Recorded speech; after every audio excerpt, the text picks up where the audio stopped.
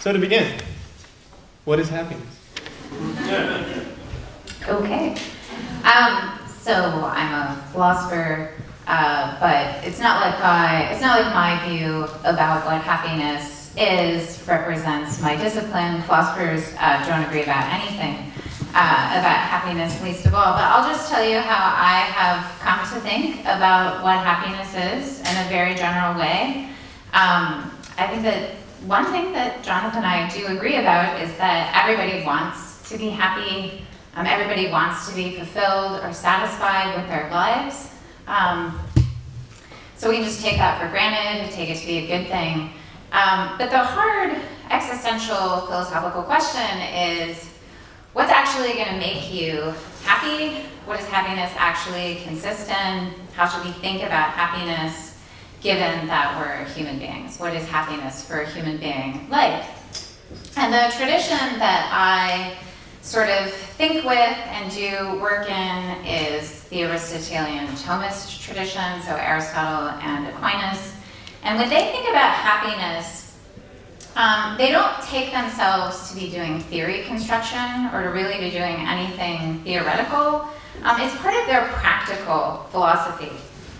And the goal of practical philosophy isn't simply to know or to explain, but to make people become good and live well. That's the goal of practical philosophy. And so happiness is, insofar as it's theorized, is theorized with that very practical goal in mind. And that is my concern. I think that ethics isn't mainly a theoretical enterprise, but a practical enterprise. What we're interested in is the question, how should I live? What kind of person do I actually want to be? And so I think that when we're thinking and reflecting about happiness or living a good human life, we're really asking ourselves how we should aspire to live and what sort of human being do you most want to be? And so I think of happiness like Aristotle in terms of the highest good. So what would it look like to embody human excellence, to realize it in my own life, in my own particular unique circumstances, in communities with other people who also want to be happy? Now, Aristotle and Aquinas take it to be obvious that whatever an excellent sort of human life is, it's going to be really demanding.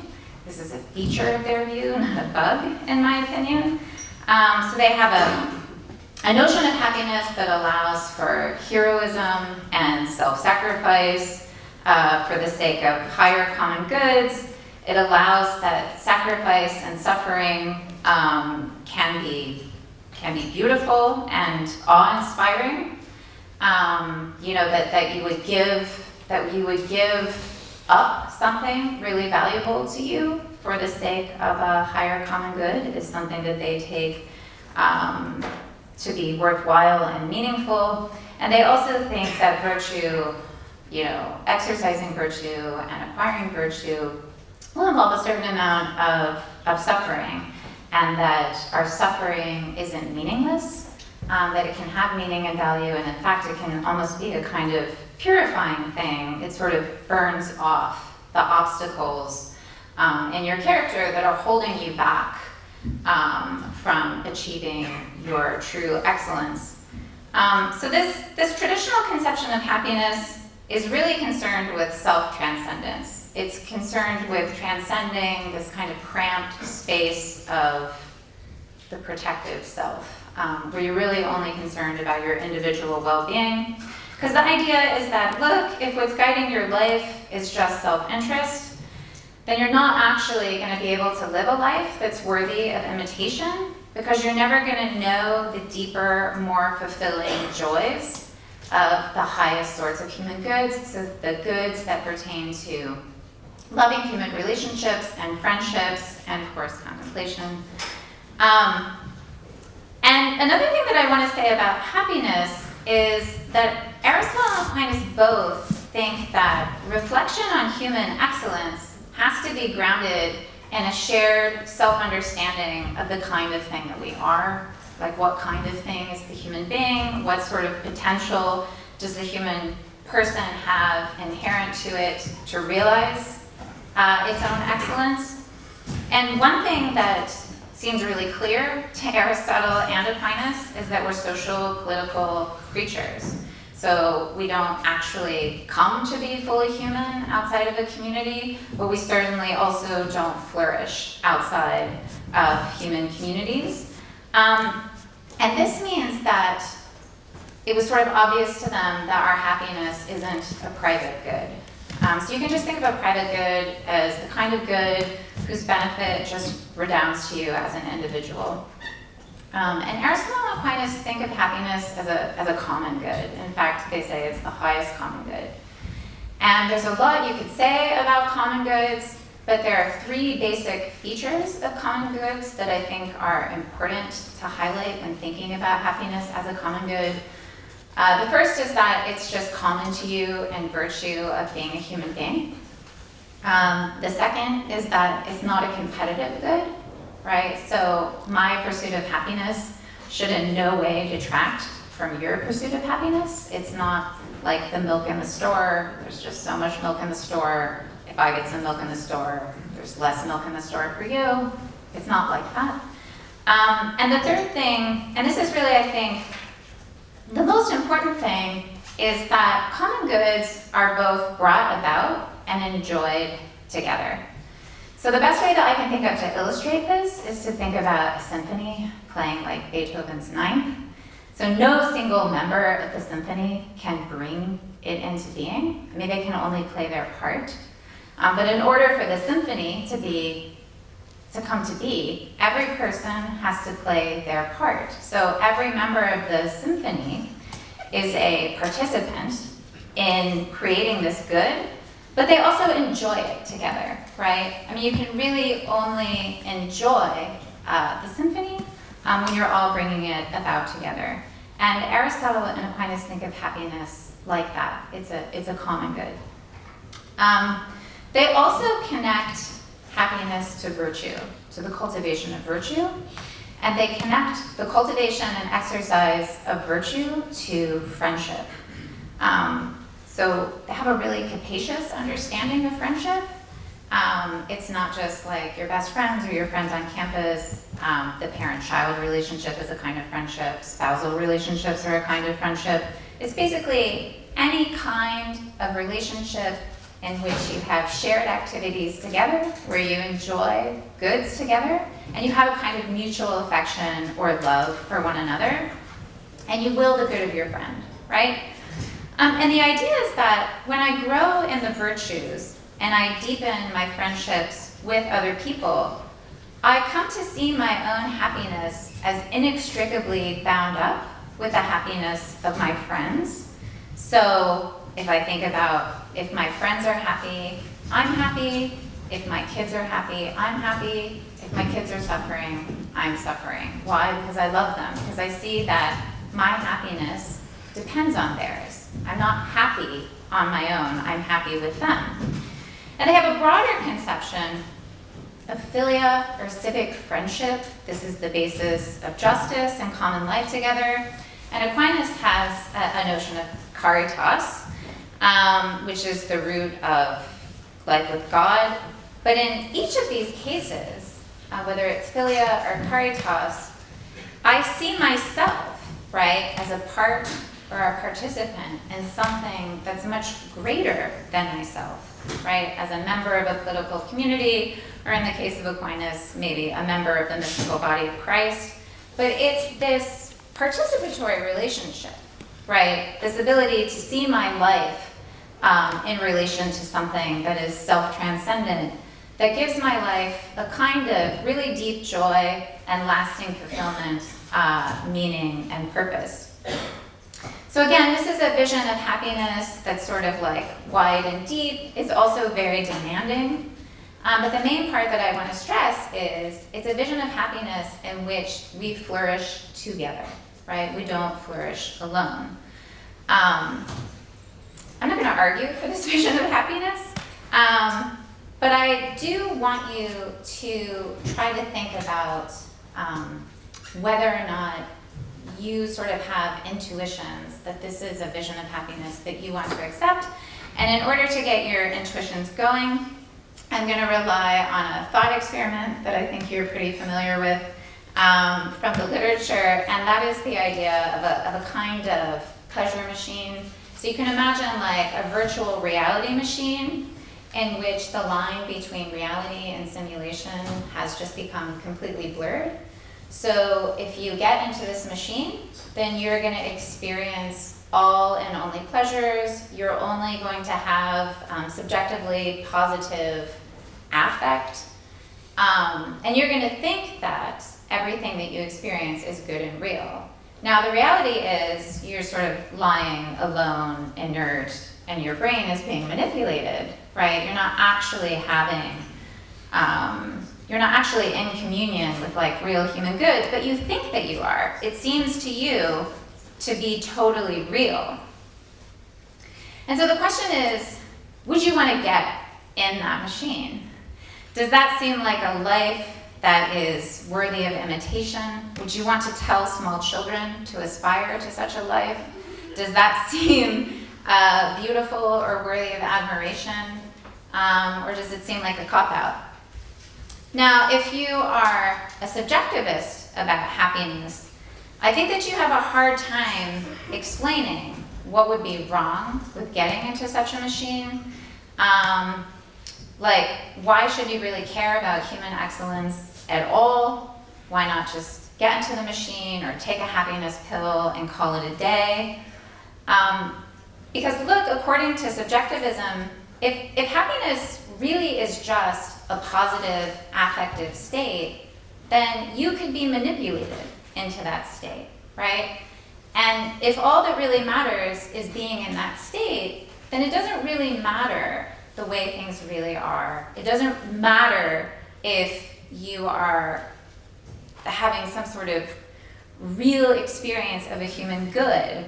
And there's really no way to make a principled distinction between false happiness or a simulation of happiness and true and deep happiness. And I think one of the clear benefits of the Aristotelian position is that we do have an external measure, because you cannot separate happiness, being truly and deeply fulfilled and satisfied, with actual communion with real human goods. It has to be grounded in that. So my problem with subjectivism about happiness is it's based on a dualism, right? There's a dualism between happiness and the reality of the good, but there's also a dualism between individual benefit and objective good. And I think that one of the values of, one of the principal insights of the Aristotelian view of happiness is that, look, insofar as you feel subjectively satisfied or deeply fulfilled in your life, it will be because you actually are attaining your good. And the only way that you can get that is through the cultivation of virtue, right? How does virtue operate in you, right? Well, the cultivation of virtue is a kind of deep transformation of a human person. And what does it do? It makes you fit to enjoy what is truly excellent in human life. So on this view, there is no dualism between morality and happiness. Rather, the idea is that, look, the point or the purpose of the moral life, of a human life, is to be happy, right? It's to live an excellent human life together with others, and there's no other goal that would be worthy of our devotion and aspiration. That's my view.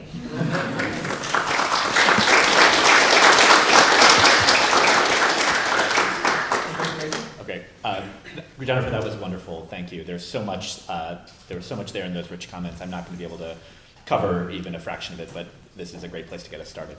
And let me just say, I'm thrilled to be here and thrilled to be talking with you and talking to all of you. So I begin with a sort of psychological conception of happiness. So think about all the emotions that you might feel in the course of your life, all the thoughts you might have: anger, anxiety, pleasure, contentment, satisfaction, and so on and so forth. They're all very different in a lot of different ways, but they're all they can be arrayed along one dimension at least. Well, there's one dimension that they at least have in common, which is they're all either bad or good to some degree.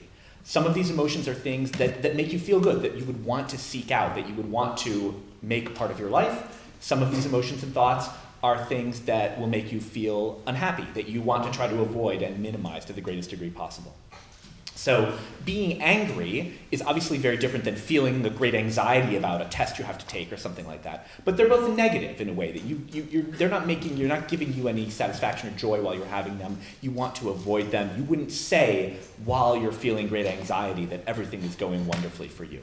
And at the same time, the sort of immediate pleasure that you might feel from watching a great TV show is different than the kind of deep sense of contentment that you might have by being surrounded by a lot of your friends, or sort of the kind of general warmth you might feel when you talk to your parents on the phone after not having spoken to them in a while, or something like that. But in all of those cases, we would say that's a positive feeling of a sort. You're getting a lot out of it, you're enjoying it, you want it to be part of your life. And while you're having that feeling, you would say, yes, this is good for me. My life is going better because of that feeling I'm having. So those positive feelings, that's what we would call happiness. And the negative feelings, whatever form they take, that's what we would call unhappiness. And so the first myth I want to dispel is that happiness is synonymous with sort of pleasure of the most kind of basic or simple form. Happiness is the feeling that you get when you hand in that paper you've been working on for 3 weeks. It's not just the feeling that you get when you eat something sweet or when you win at the video game you're playing. And happiness also, the best kinds of happiness, they don't just last for a fleeting moment. The happiness that you feel when you have great friends around you who you see a lot, that's a long-term, ongoing sort of happiness that fills up many, many moments in your life. It's very different than the happiness you might get when you watch a quick 3-minute video on YouTube that you kind of enjoy. So I was actually at an academic conference many years ago, and another legal academic put up his hand in the audience and said, "Doesn't your theory imply that we would all be better off if we ate a bucket of fried chicken, snorted a lot of cocaine, and died?"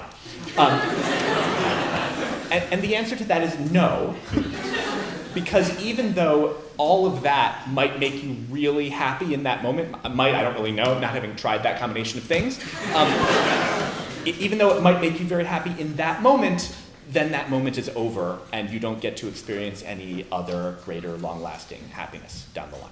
Okay, so that's the sort of psychological conception of happiness that we have. Positive feelings of all different sorts, of all different textures, short-lived, long-lived, etc. All of those are constitutive of happiness.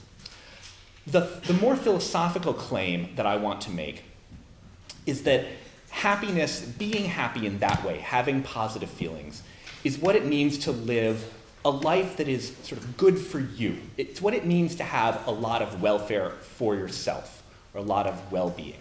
So think about, I'm going to pick someone at random, think about Bill Gates. Bill Gates has a lot of money, Bill Gates has a loving family, Bill Gates doesn't have to work very hard, Bill Gates is also doing all sorts of charitable works and things that probably give him a lot of satisfaction and pleasure. Bill Gates is living a life that is good for Bill Gates. He has a lot of welfare, he has a lot of well-being. But the important distinction I want to draw is that living a life that is good for you, in the sense of having a lot of happiness and thus having a lot of welfare, is not the same as living a life that is good in a moral or virtuous sense.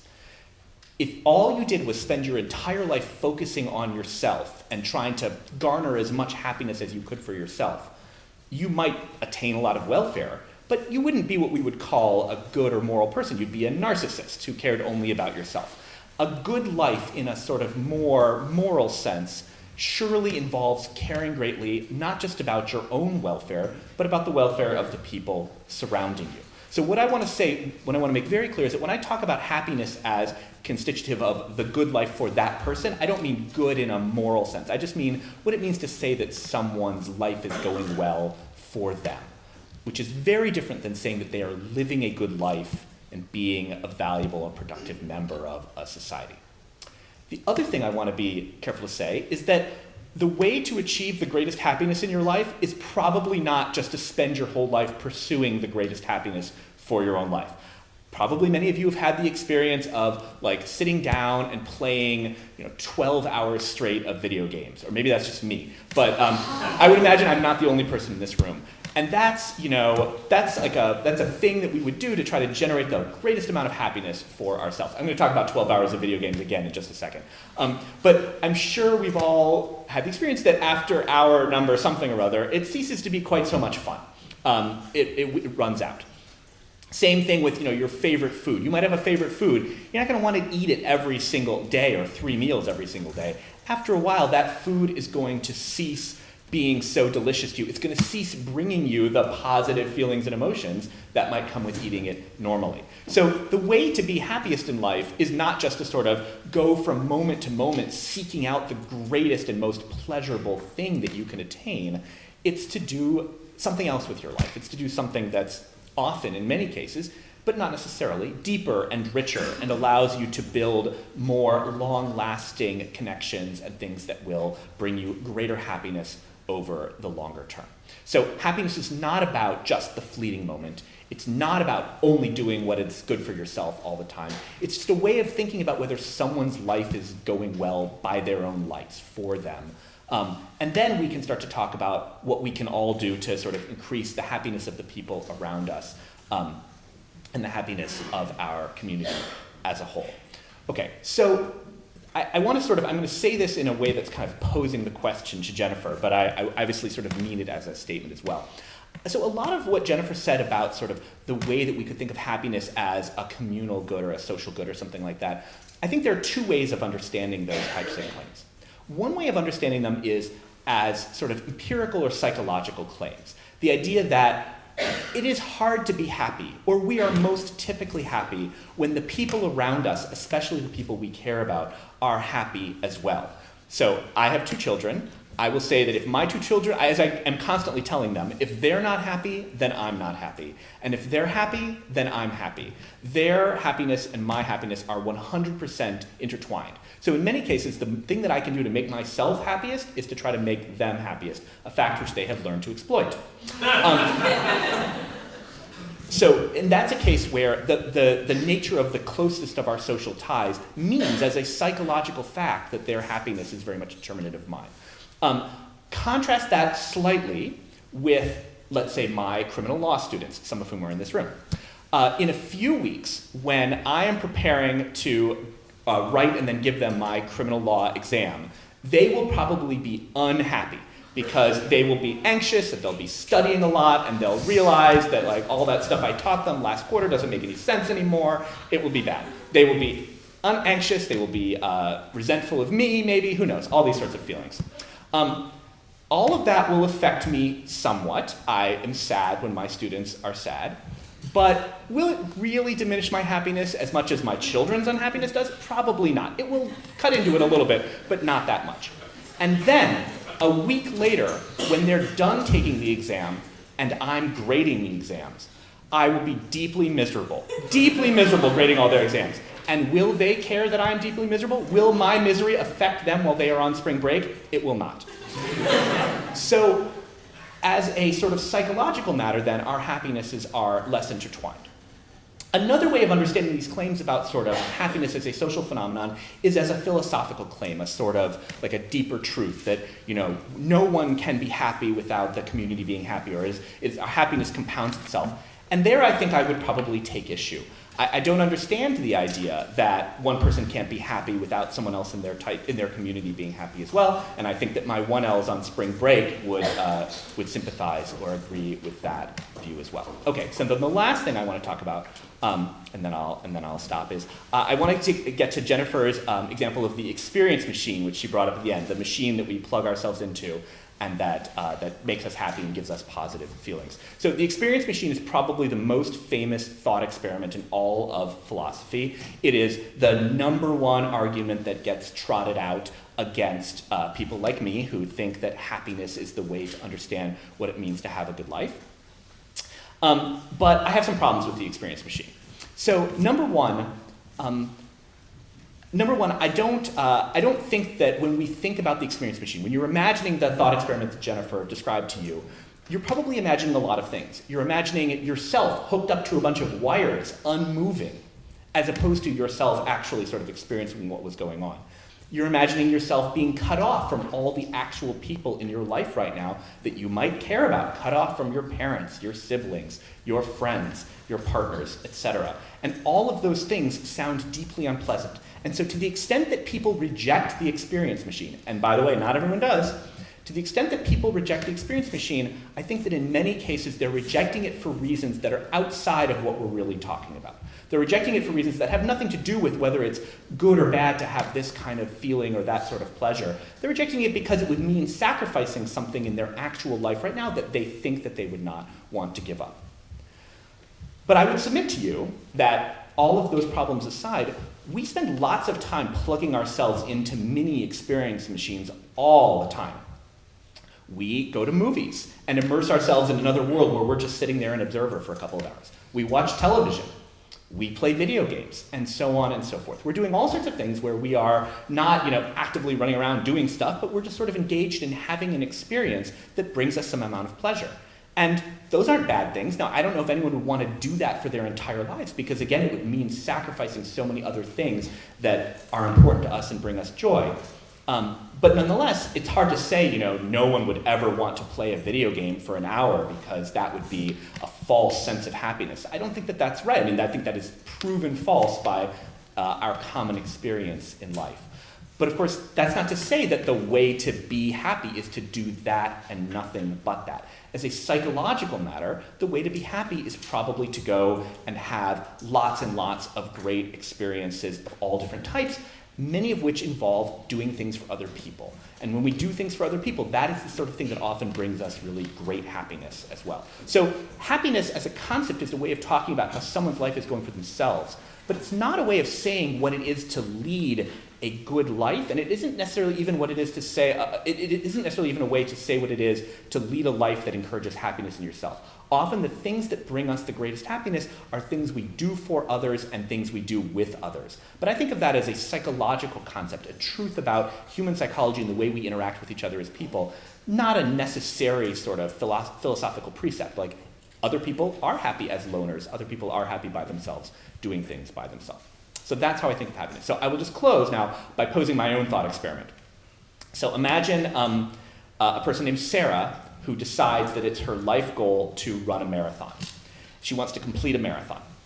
And so she just knows if she can fulfill this life goal, she will achieve such great satisfaction. She will have had a wonderful life, and for the rest of her life, she will look back upon the completion of her marathon as a great and wonderful achievement, and she will smile and be happy about it. So Sarah begins training, and the training is arduous. She hates running, she's not in the best shape, she has shin splints, it's just miserable, it's terrible. So she runs all the time, and she really hates every moment of it, but she drives herself forward with admirable tenacity because she imagines what it will be like to finish that marathon and have the satisfaction of having done so.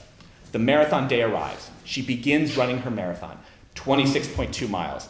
It is terrible. She is miserable every step of the way. She loathes running. She can't feel like she's enjoying herself, but she just knows if she can only reach the end of it, she will achieve such incredible, great satisfaction. So here she is. She's striving. She's struggling. She's trying to achieve something that is sort of canonically human. She runs her marathon, and as her foot hits the finish line, she drops dead of a heart attack. So you could ask yourself, has Sarah lived a good life or not? She definitely struggled and suffered a lot. It was a very human experience. It wasn't being plugged into the experience machine, but she never got to have those positive feelings of satisfaction. She was denied the experience of living a life knowing that she had achieved this great goal. All she got was the suffering and none of the positive feelings afterwards. For a hedonist like me, that's a tragedy. Poor Sarah. Sarah didn't get the thing that she was striving for. She never got all the positive feelings that were supposed to be the reward at the end of it. But I think that there are a lot of Aristotelians who would tell you, hey, Sarah had it great, and the fact that she never got to have all those positive feelings at the end, that's just sort of collateral. So I think, that's the other side of the experience machine. We have to ask ourselves, okay, what are the sorts of things that we do think are valuable in life, and how are we going to go about achieving them? Great, thank you.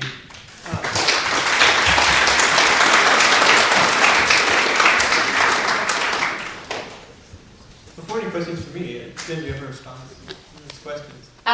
Sure. The first one's easy. It's a philosophical claim, of course. I'm a philosopher. But let me defend that.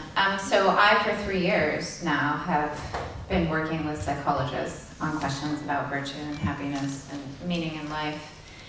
And I worked with one psychologist in particular who was developing a self-transcendence measure, because there's a lot of literature, especially in personality psychology, that suggests that the higher you score on these self-transcendence measures, the more, basically, you have better mental health and you are able to find meaning and purpose in your life and stuff like this.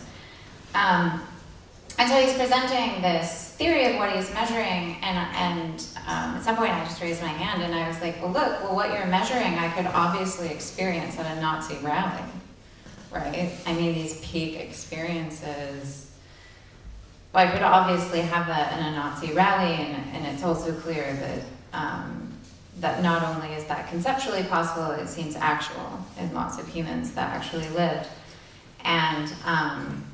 And he was like, yeah, that is what I'm measuring. And I'm just like, well, look, if that's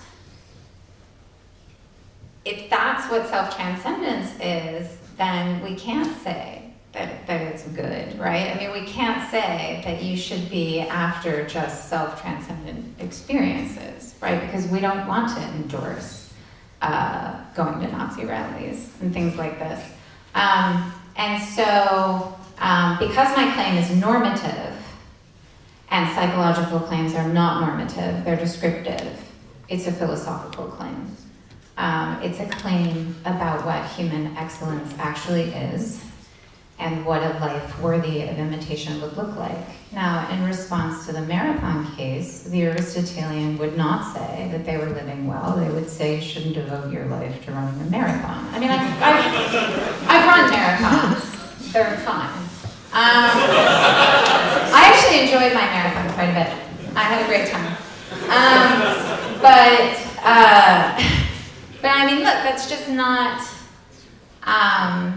I had all kinds of reasons for doing it, but I have a life devoted to running a marathon poorly is just not a well-lived life.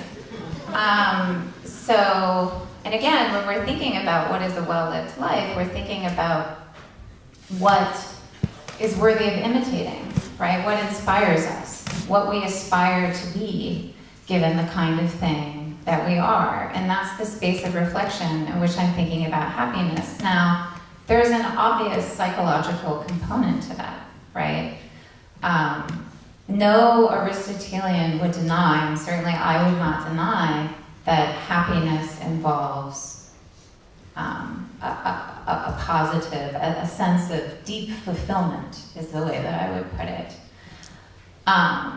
which is connected to your ability to make sense of your life as a whole, and to see it as something valuable and noble. But it's not just a lump of positive experiences, right?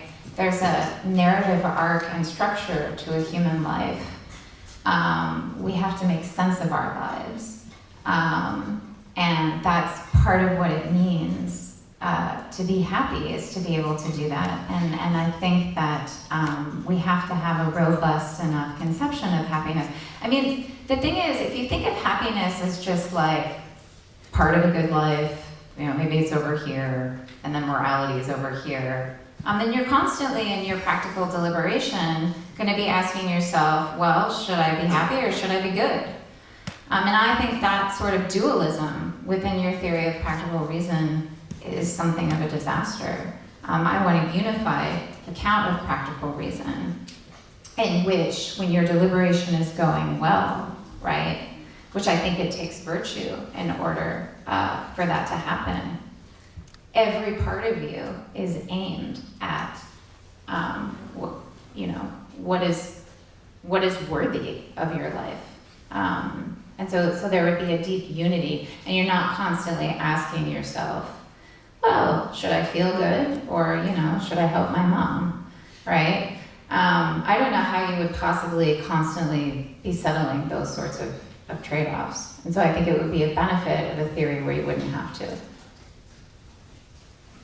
Great, thank you. So as you were talking, I was thinking of this question. One way of thinking about happiness that I don't think either of you are saying is that it's getting what you want. It's desire satisfaction. Both of you have a sense in your work, I think, that someone could be wrong about what makes them happy, and that's part of why you do your work, is to help clarify for people where to look to find out what will actually make you happy. So I guess that's the question. If someone is, say, in college and wants to live a happy life, doesn't know where, or someone's up, say, in policy and wants to make people happy, where do we look to discover the path to happiness, or what happiness is? Well, I'll start by saying that getting what you want, desire, satisfaction, is certainly not the same thing as having a good life for you, having a lot of welfare. It's not the same thing as happiness, although there will be a lot of overlap. So there's actually quite a lot of psychological evidence that people are often pretty bad at guessing what they're going to want. They think they want something, and it turns out that the thing that they thought they wanted, it just doesn't make them nearly as happy as they expected to. We make mistakes like that all of the time. There's a term for it in the psychological literature. They call it affective forecasting errors. You're trying to forecast your affective, meaning your hedonic or happiness states in the future. You're just bad at guessing at it, bad at predicting how you're going to feel. So I think that's not the best way to think about what's going on.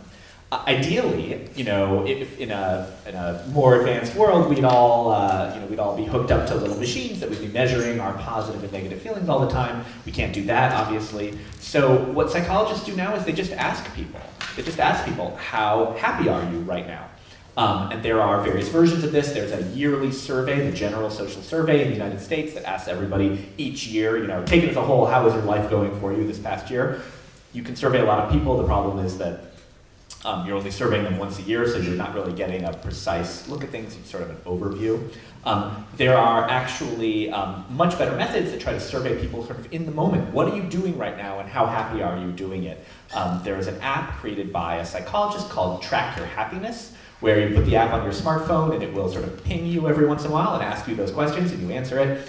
And at the end of some number of weeks of this, the quid pro quo is that the app will spit out a record for you of the things that make you happiest and the things that make you least happy, so that you can try to spend more time doing things that make you happy in your life. I did this on my phone, and it told me the thing that made me the happiest was talking to groups of students about happiness, so here I am. So I think that's sort of the way to think about what it is that actually makes people, what it is that makes people happy, what it is that makes people's lives go well for them. I'm going to take a quick moment and say something about Jennifer's point about dualism, which I think is really interesting. And there are a lot, again, it's so rich. We could have a whole conversation about the Nazi rally example, which I'm very interested in. But let me just say something quickly about dualism. So, let's imagine that it's really your roommate's turn to do the dishes, but you know that your roommate is cramming for an exam and under a huge amount of stress. And so even though all the dirty dishes are his, you're going to do them anyway. And so you sit down and you do all the dishes laboriously. So you've done a good thing for your roommate. You have performed a mitzvah. It might be that you're feeling such warm glow about having done that you actually enjoy the whole experience and you have positive feelings from it. But it's entirely possible that actually it makes you less happy, that it wasted time that you'd rather spend doing something else. I don't think that there's any problem with this idea that we could be doing a good thing for someone else while at the same time taking an action that reduces our own welfare, makes our own lives a little bit worse off. That is central and common to human experience. Those are the sorts of trade-offs and questions that people face all the time. And I don't think that we get anywhere by sort of trying to define ourselves out of the problem by saying, hey, even though that thing you're doing is making you miserable, you're actually making your life better, you're leading a better life for having done it. So it's true that psychologists primarily are making descriptive claims. I think that the normative claim that a welfarist like me would make is that to live a good or moral life is to do your best to increase the welfare of all the people around you as much as you can. And so this would be a morally good activity because you're doing something nice for your roommate, even though it's at the expense of your own well-being or happiness. That, I think, is a very intuitive and common concept to many of us, where we think about the trade-offs between being selfish about our own well-being and being altruistic about the well-being of others.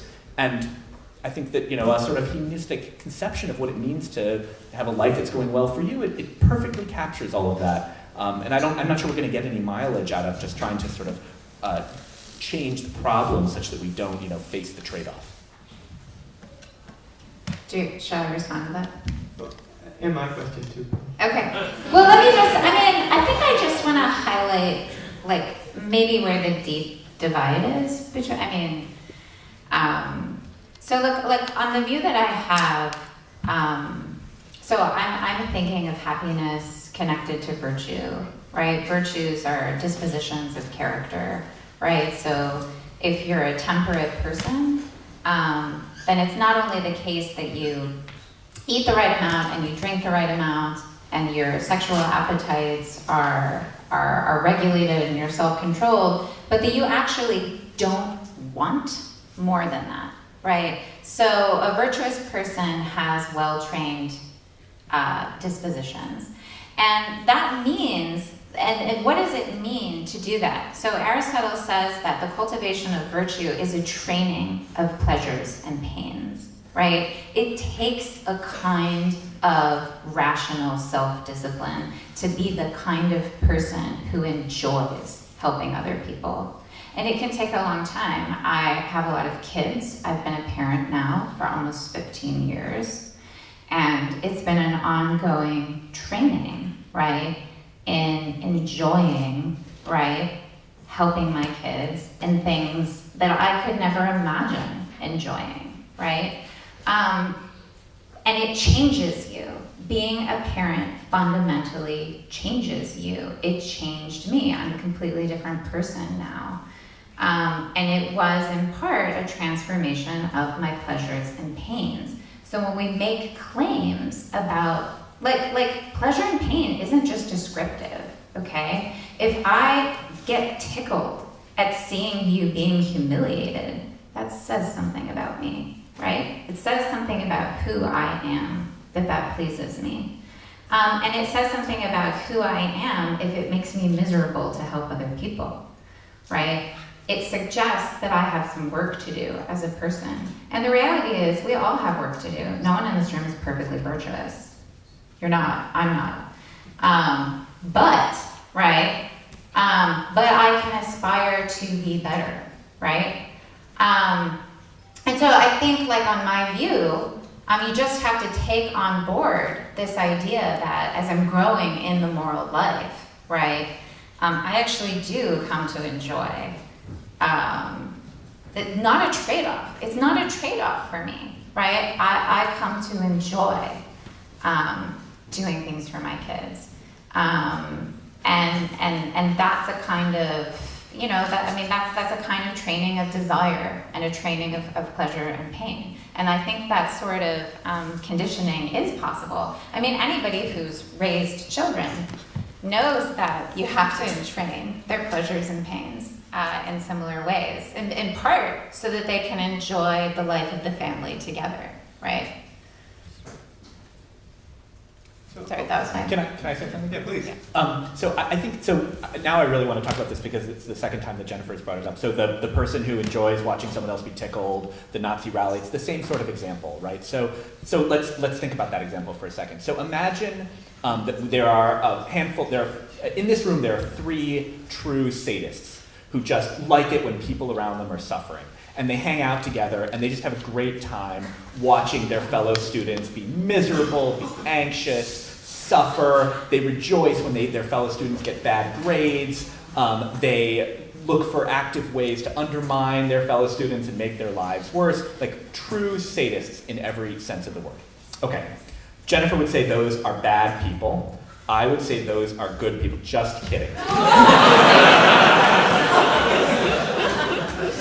Those are obviously bad people, and the reason is that, as I've said, the goal of moral life should be to try to increase the welfare of the people around you, and these sadists are doing exactly the opposite. They're trying to decrease it, and they're taking joy in it being decreased, among others. So I think we're in total agreement about sort of the morality or the virtue of those actors. We could ask a different question, though, which is like, how well are those people's lives going for them? Do they think they're leading good lives or not? If we injected them with truth serum and we asked the sadists, how's your life going for you? Would they say to us, you've caught me, like I'm deeply miserable about all this sadism? Or would they say like, actually things are great because like I look around, everyone's miserable, I'm having a great time enjoying that everyone's miserable. I think we don't get any mileage out of pretending that their lives are going bad for them or that they have low welfare. We can still call them bad people. We can denounce their activities, we can punish them, we can look for ways to reform them or separate them from our society. But none of that is in any way dependent, nor is it furthered by, in addition, pretending that somehow their enjoyment of what's going on is any less real than the enjoyment of a good person or an altruist who's taking pleasure in the achievements and satisfaction of everyone else. There isn't any sort of conflict about those ideas. We just have to separate the notion of what it means for someone's life to go well for themselves versus what we as a society believe is morally right and what is owed to all of us by the people who are members of our society. But I'm not pretending that they're not enjoying themselves. But here's the thing is, vicious people enjoy doing vicious things, right? So I am absolutely not denying that. What I'm denying is that they're happy. So do you think the disagreement here is a verbal one about the definition of happiness? I think we clearly disagree about the definition of happiness, but I don't think it's a merely verbal disagreement. I think, I think it's a disagreement about, I think it is a disagreement about happiness, about how we're supposed to think about it and reflect about it and use this concept. So it's a deep conceptual disagreement, but that's not merely verbal. Okay, I agree that it is a deep conceptual disagreement that is not merely verbal. I would describe it as a deep conceptual disagreement about the notion of welfare, or what it means for someone's life to be going well for them. But now I want to say a law thing. We've said a lot of philosophy things, a few psychological things, the occasional economics thing, I'm going to say a law thing. I think, in the world that I live in the world of law, I'm not sure how much it necessarily matters in the end. As I think about how I want to form policy or how I want to construct my society, I'm not sure that resolving this conceptual disagreement necessarily changes any of the results that we would come to. Both Jennifer and I think the same thing about the sadist and whether the sadist should be venerated or punished. We both think the same thing about whether we owe duties to other people in our community. And so at some level, kind of where the rubber meets the road in the world of law and policy, which is the world I inhabit most of the time, I don't think that these disagreements, maybe there are corners at the margins where we'll find places where our views would come apart, but I suspect that these disagreements would actually not lead to major disagreements about how we ought to shape our country's laws, what kind of sanctions we have to have for which kinds of behavior, and so forth. So I'm wondering then, why, on your account, should someone be moral? If it isn't the case that morality and happiness are somehow entwined, what's the motivation or what's the drive? If happiness and say justice are different drives that we have, what's the basis of the drive for morality? So when you say the basis of the drive, I guess I have to ask, do you mean the psychological drive, or do you mean a sort of normative philosophical drive? What do you think? Say normative. Well, look, okay, I'm going to since David won't specify, I'll answer the question I want to. Look, I mean, psychologically, we as a species and as a society, it often makes us very happy to act morally and act well towards one another. And we, as we've both said many, many times, one of the ways to achieve the deepest level of happiness and satisfaction, to achieve the greatest positive feelings, is to do good things for others, especially people who are emotionally close to you. So psychologically, there's a very powerful impulse to try to act morally and help others, although not powerful enough to make everyone do it. We know lots of cases of people who don't. Philosophically, where does the drive come from? I'm not sure. Well, number one, I'm not even sure I know what that means. But number two, I'm not sure that there is such a drive or that it exists. I mean, we can say normatively that something is good or something is bad without saying that people will necessarily be compelled to do the good thing. I mean, I think, frankly, if you study law, the sort of the animating impulse of law is that without some kind of social rule, people will in fact not be driven to do the good thing. They will often do the bad thing. And so that's why we need legal rules to constrain people from doing bad things in many cases and to give them the impetus to do good things. So, I don't think that we necessarily need to believe or should pretend that there will be some kind of normative, philosophical, moral drive to always act well. That either has to come to us psychologically or it has to come from some external source in many cases. Did you want to respond? Well, I think that the goal of the moral life is to be happy, and everybody wants to be happy. So I don't have this problem in a sense. I have other problems, but I don't have that problem. Yeah. Is that a belief about the world or a belief about the meaning of happiness? What I mean is, are you saying that you have a definition of happiness that includes morality, or morality is constitutive of happiness? Or are you saying that we don't face tragic situations where we have to choose between our happiness and morality? Yeah. Okay, so I think a lot about tragedy, actually. And, it's noteworthy that in Book 8 of the Nicomachean Ethics, Aristotle mentions King Priam. And he says specifically, Priam was a good man. He was a virtuous man. But of course, his life ended in tragedy. And it wasn't his fault. And it can be that way, right? So for Aristotle, virtue is no guarantee. He's very upfront about that. This is a question that obviously the Stoics answered in a very different way. I think that a life can certainly be tragic in some sense.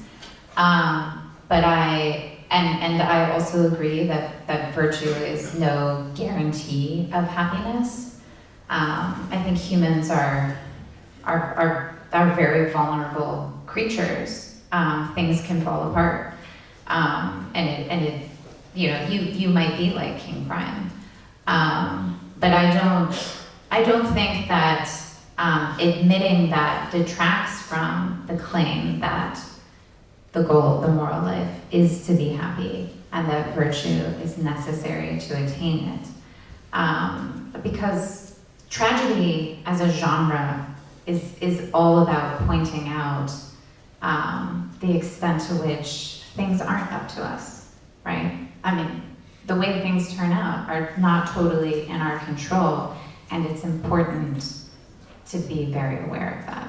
I don't see it as having any significance, any deep significance beyond that. That's a significant thing, but it doesn't undermine the theory.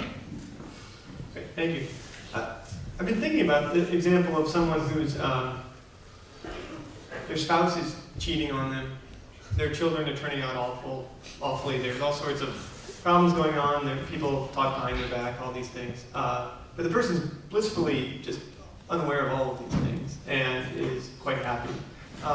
Another individual, their life is in other ways better. Their spouse is faithful, their children are turning out better. People don't talk behind their backs, but they're aware of some issues here and there, and they would report themselves to be less happy.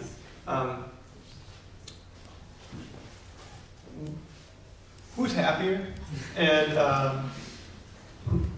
like, which life would you want for a loved one? Well, I don't know who's happier because I don't know. I just was like, I don't have enough information. I mean, the thing is, like, your happiness can't be measured by like how your kids turn out, or like if your spouse is cheating on you, that stinks. But like, it's a thing that happens. It doesn't necessarily. I mean, I would have to know what kind of person they are, like on my view, you know. And so I can't. I don't think you can say if somebody's happy by just sort of looking at the external conditions of their life. I think they matter. But I know like really happy people who are dying, who have a terminal illness, who like are in conditions that seem, you know, objectively bad, but they're able to make meaning of their suffering, and they're able to enjoy a kind of spiritual life that's incredibly admirable. So first of all, I mean, I guess I would say I certainly agree and agree with and endorse what Jennifer just said about the possibility of being happy despite adverse objective circumstances. That's absolutely true, and we have lots of evidence of that. I mean, in fact, one of the major findings of this whole area of psychology is that humans are remarkably adaptable. We're capable of finding happiness, having positive emotions, building connections with people, even if things are going badly for us in lots of different ways. I'm going to answer David's question directly, though. It's in like chapter 8 of my book, so I feel like I'm obligated to or something, although the answer I'm going to give is not going to be as fulsome as the answer that's actually on the printed page. But, okay, so my view of all of this obligates me to say that the person whose spouse is cheating on them, but who is blissfully unaware of it and just thinks that everything is going hunky-dory, that person is actually happy. If their experiences, if their emotions that they're feeling are positive all the time, and they don't know that there's this sort of bad thing being done behind their backs, the person actually is happy. That the fact that the bad thing is happening doesn't make the person's life any worse if it doesn't interfere with their life. This sort of famous hypothetical, this is like the deceived spouse, this is called, it's like a cousin of the experience machine. So it's like the second most famous thing that gets trotted out against the hedonic theories of well-being. You're probably thinking to yourself, well, that can't be right. Now I'm off the wagon. Like, I've fallen off the wagon here. Like, now I don't believe anything he says anymore. But let me suggest, you might very well be thinking that for a lot of reasons that are supposed to be outside of this hypothetical. Like, you're thinking to yourself, well, the person will find out eventually. Well, if the person finds out eventually, then everything changes. Or you're thinking to yourself, you know, the person's relationship with the spouse can't be the same way it was if the spouse wasn't cheating. There must be something, some element of intimacy or some hint of love that's just missing and gone. Well, that's outside of the hypothetical also. We're not supposed to imagine that. We're supposed to be thinking that this person is completely and entirely unaware, and that this person is just, for that person, the life hasn't changed at all. Okay, but the reason why these hypotheticals keep getting trotted out is because they make us think about other things that are supposed to be outside of the hypothetical. They pump our intuitions. So I'm going to give you my own hypothetical about this. Okay, so Sheila is an environmentalist, and she cares deeply about a particular squirrel that lives in Kenya. The squirrel lives only in Kenya. And she really, really wants the squirrel to survive.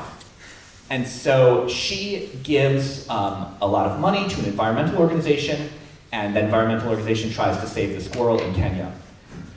And then the squirrel either doesn't survive or it does survive. We never know. And Sheila never knows. Sheila never finds out. She never bothers to ask. She never talks to anyone. The environmental organization never gets back to her. It's a fact out in the world that the squirrel lived or died, but Sheila is completely unaware of it.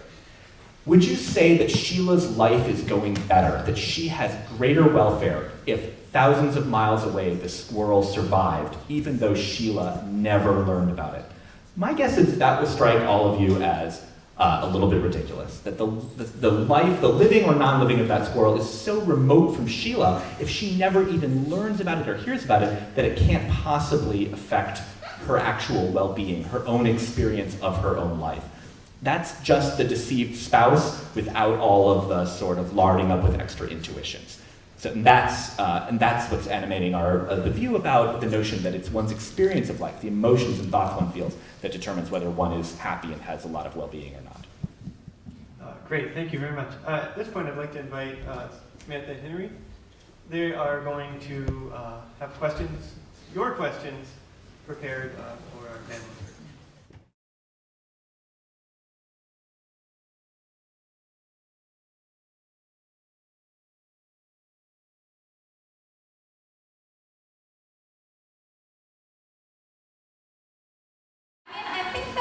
So that's good. But I feel like this is more a question for Jonathan than me, because of course I'm just like, the machine's horrible, it should horrify you. Because I think that you're a real human being and you should want to live, you know, a really excellent human life. But I do think that, you know, so on the Matrix scenario, all the humans are like in this nutritive jelly, you know, and they're like born that way. So it's not a question of, well, I have to give up the goods of my happy life. I mean, you would just be born into it, right? And so then the question is, well, is that the sort of lives that we really, would that be horrifying? I mean, because like they're in the nutritive jelly, they feel good. It's awesome in there, but it's not real.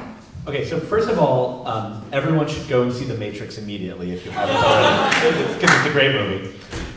Secondly, I mean, the movie is a perfect example of why these types of thought experiments are flawed. So, you know, what do we see? Exactly, we see the person from the outside in the nutritive jelly. We see that they are just sort of a blob disgustingly floating in this little pod while they're being mined for their electricity, exploited by someone else.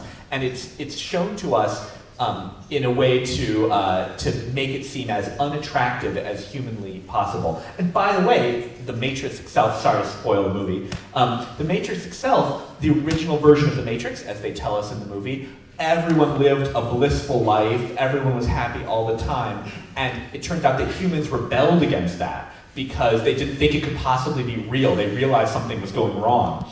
So they had to make the Matrix, the sort of fiction that people were experiencing, kind of like drudgery and sort of miserable. So the whole thing is built to make us think that being plugged into the experience machine is really terrible, and that no one should ever want to live that way. And of course, when we all think about the experience machine, when we hear the example, that's the kind of picture that we get in our minds. So yeah, like there are a lot of really bad things about being in a jar and not getting to see your family anymore. But that's different from saying that no one should ever be allowed to go and watch a movie and forget about their life for 2 hours while they're enjoying something. Or for that matter, that we shouldn't, that people shouldn't take quote unquote happiness pills. I think there was a reference earlier to happiness pills. Like, there are a lot of substances that people consume in the world to make themselves feel a little bit happier for a short period of time, ranging from alcohol to pharmaceutical drugs of various types. And those aren't necessarily bad things if they'll make us feel a little bit better. They're often good things.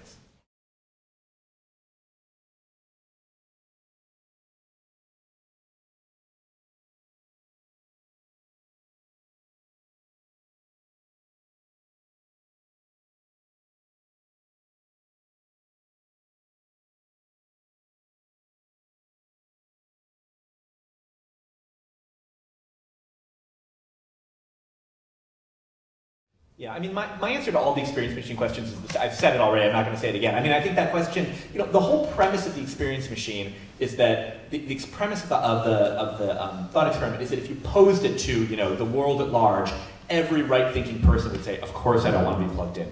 I mean, number one, we have no idea whether that's true or not. And number two, so what that means is that the proper audience for your question is, everyone else in the room, I guess I would say. Well, I mean, look, so for me, the value of the experience machine is not in the details at all. It's really just to highlight that on this vision of happiness, it really is just completely subjective. So it's divorced from reality. And so it's just meant to make that feature of it very dramatic. I don't think it has really much value beyond that. And I think that just in hearing you talk about it, you don't see this as a problem with your view.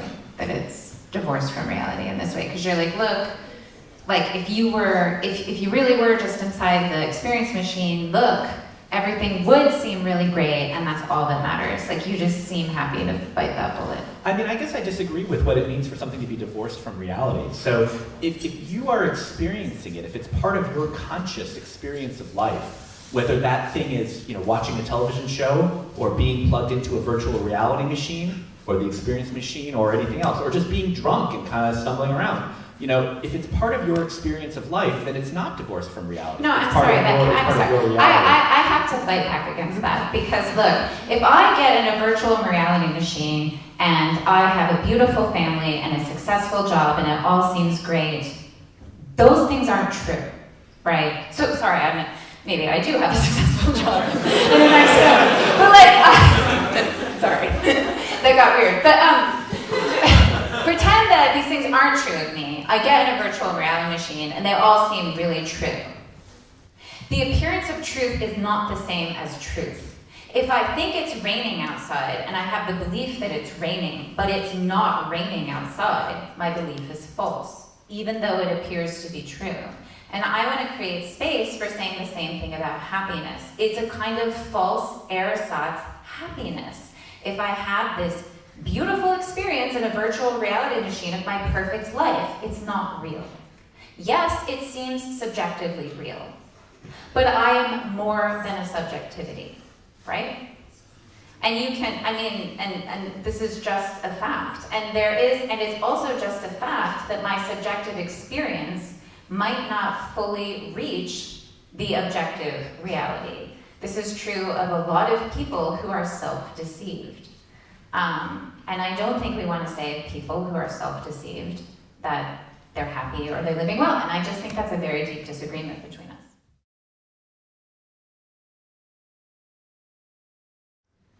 What a great question. Why ought one to live a life worth imitating? I think you should just live an excellent life, and an excellent life would be worthy of imitation.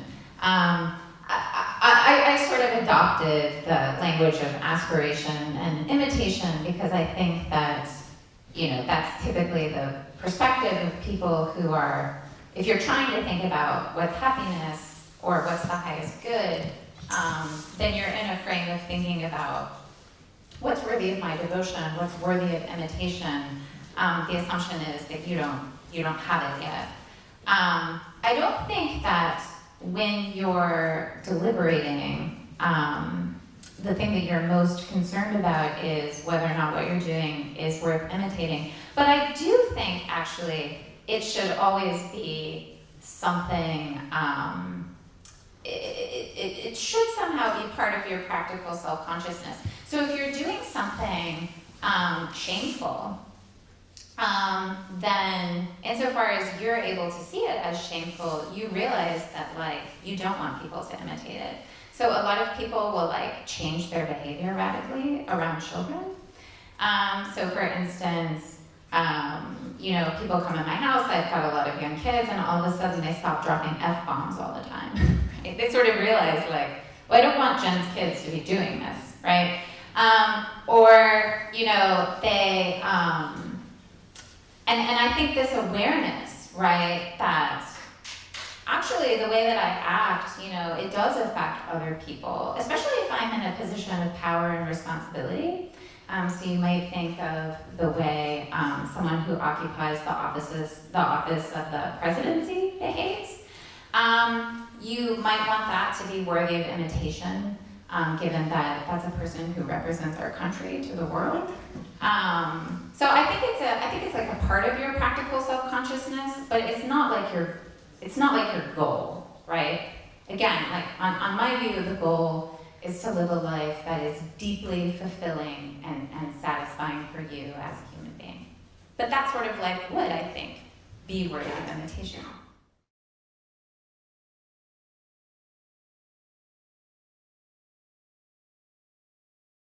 This is the fried chicken. I know, this is the fried chicken and cocaine question again.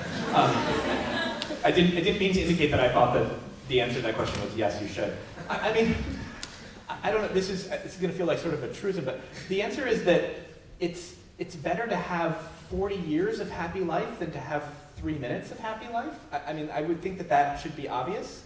That if your life is made up of your experience of it, all of the sum of all of the moments of what you were feeling and experiencing for that whole time, that 40 years of those moments, assuming that they're good moments, is much better than 3 minutes.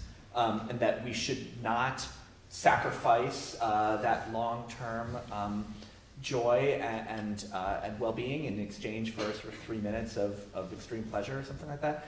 I mean, that seems to me totally obvious and exactly in keeping with the way that we all live our lives all of the time, basically, where we're willing to make trade-offs, I mean, even much more extreme trade-offs between short-term pain, short-term struggle for long-term satisfaction or contentment.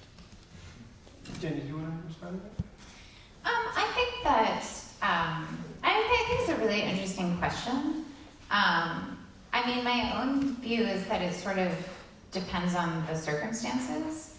So, I think some people have very short lives, but they have very heroic lives, or lives that are incredibly noble, such that the shortness of it doesn't seem to detract from it. And then I think other people have sort of like very long, seemingly normal lives, where maybe they're, you know, mostly happy in your sense. And I think it's difficult to compare these things exactly.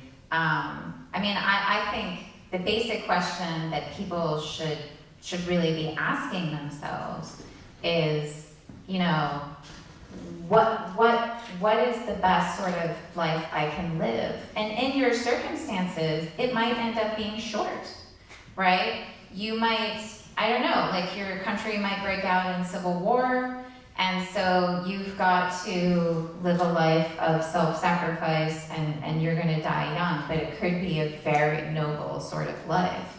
It could, in fact, it could end up being more noble than, you know, whatever other kind of normal life you could have had. So I think it depends on the circumstances and how you meet those circumstances, which are in most cases not under your control. I'll just say very quickly, I mean, we've covered this ground a little bit, but I'll just say again, the short life of self-sacrifice might very well be a better life from a stance of morality, a better life from a stance of virtue and nobility than the long, sort of banal life, right? If you give yourself to a greater cause and you make the lives of the people around you much better, you have at some level lived a morally better life, a more virtuous life than if you stood by, did nothing, but made it to old age. That's the difference, again, between a conception of what it is to live a good life in the sense of a moral life and a life of a great deal of welfare. If you struggle a lot and you accomplish something wonderful for the people around you, but it comes at great personal cost and pain to you, and then you die young, I don't think we gain anything by pretending that that person had a lot of well-being and that their life went awesome for them. We should say that that was a person who sacrificed themselves and was willing to lead a short and unpleasant life for the good of people around them. A noble and virtue and morally admirable activity, but not something that means that they have a lot of well-being themselves.